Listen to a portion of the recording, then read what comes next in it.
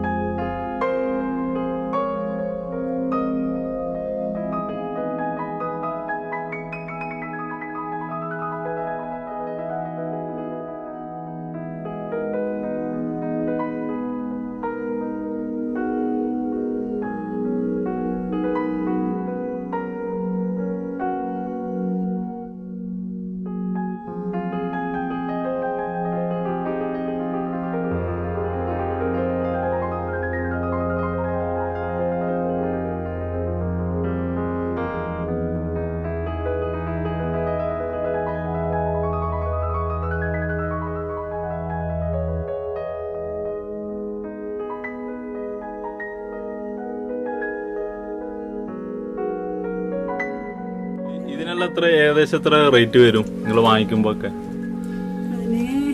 ഏകദേശം 150 രൂപ എല്ലാം വരും അല്ലേ?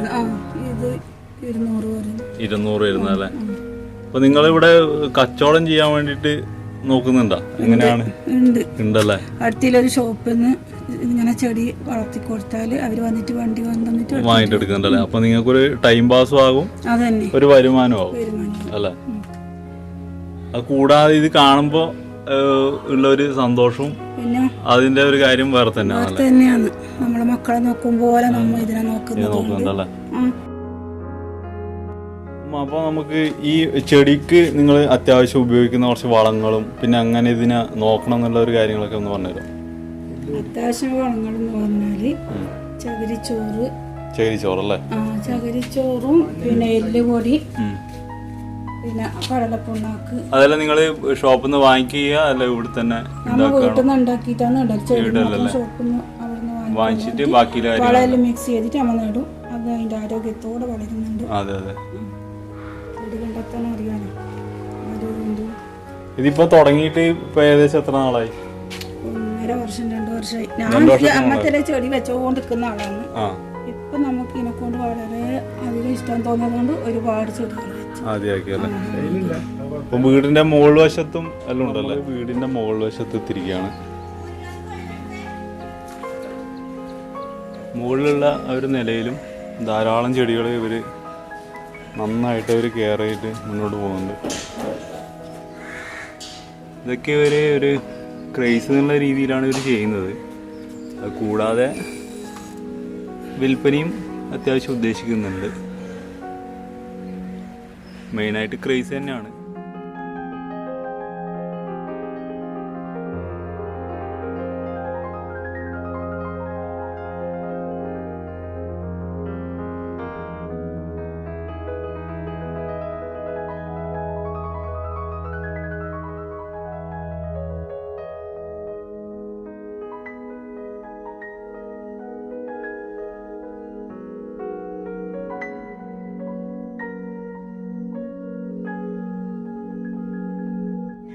ാണ് ആദ്യം ചെടികളൊക്കെ ഗ്രോ ചെയ്തിട്ടെടുക്കുക.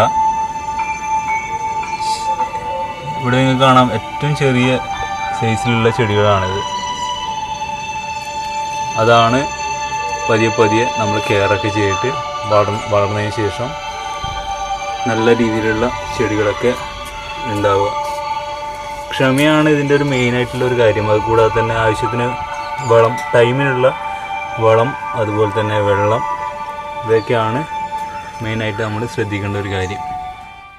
ഇവിടെ ഇങ്ങനെ കാണാം കുറേ ചെടികളൊക്കെ നന്നായിട്ട് വെയിലത്ത് വെച്ചിട്ടുണ്ട്. ഈ ഒരു ചെടികളിലൊക്കെ നമ്മളെ കടലാസ് പൂ ആ ഒരു കാറ്റഗറിയിൽ വരുന്ന ചെടികളാണെന്ന് തോന്നുന്നു. അപ്പോൾ ഈ ചെടികളിലൊക്കെ നന്നായിട്ട് സൂര്യപ്രകാശം ആവശ്യമുണ്ട്, അതുപോലെ തന്നെ വെള്ളവും ആവശ്യമുണ്ട്. അതുകൊണ്ട് തന്നെ അത് വെയിലത്താണ് ഇതിനവർ വെച്ചിരിക്കുന്നത്. അതുപോലെ തന്നെ വെയിൽ കൊള്ളാൻ പറ്റാത്ത തരത്തിലുള്ള ചെടികൾ, അതായത് നമ്മൾ താഴെ നേരത്തെ കണ്ടിരുന്നില്ല, ഹാങ് ചെയ്യുന്ന ടൈപ്പ് ചെടികളൊക്കെ അത്യാവശ്യം വെയിലുള്ള സ്ഥലത്ത് വെക്കാൻ വേണ്ടി പാടില്ല. അതുപോലെ തന്നെ ഇതിൻ്റെ തണ്ടുകളുടെ ഒരു വെറൈറ്റി എന്ന് പറയുന്ന സമയത്ത് ഈ ഒരു ചെടികളിലൊക്കെ തണ്ടുകൾ നമുക്ക് കാണാൻ പറ്റും.